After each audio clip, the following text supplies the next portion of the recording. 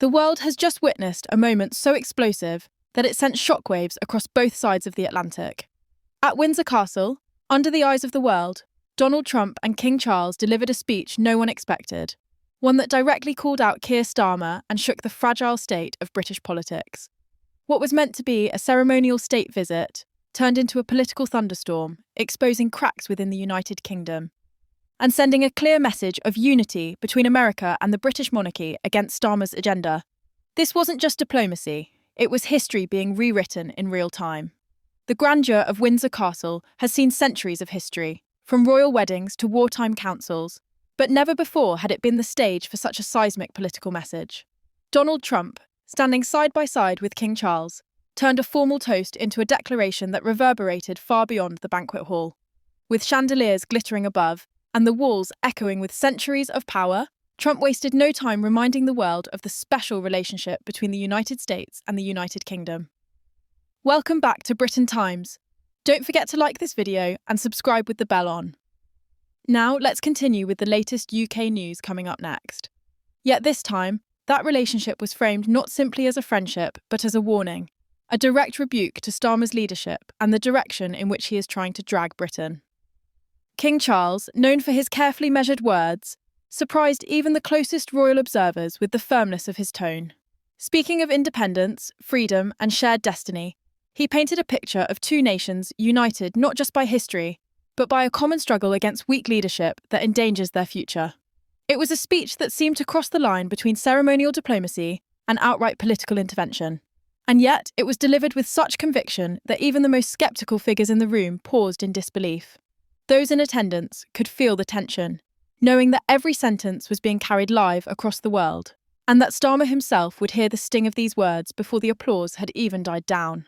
Trump, ever the showman, pushed the moment further.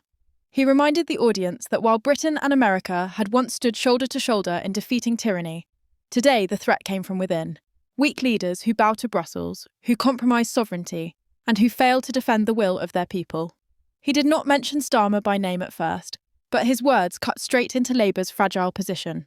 A reminder that Britain's so-called leadership was not only being questioned at home, but now challenged openly on the global stage. When Trump finally sharpened his rhetoric, tying Starmer's vision of Britain to betrayal of independence and surrender of national pride, the room fell into a silence that could only be described as electric. The symbolism was impossible to ignore.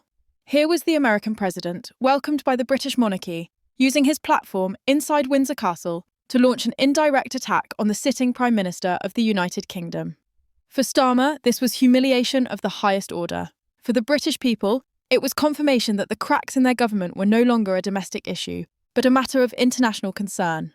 Trump and King Charles did more than offer polite words. They redefined the tone of the so-called special relationship.